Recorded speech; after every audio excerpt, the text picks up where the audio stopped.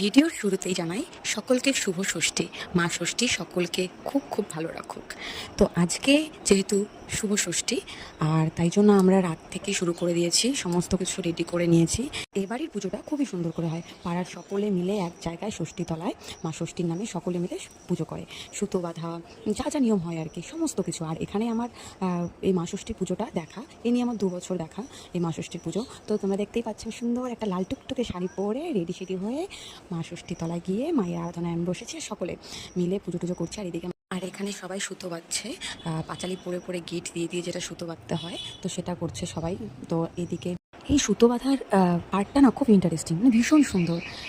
এটা আমি কখন আমাদের ও বাড়িতে কখনো ছিল না, তো আমি এ বাড়িতে প্রথম দেখি।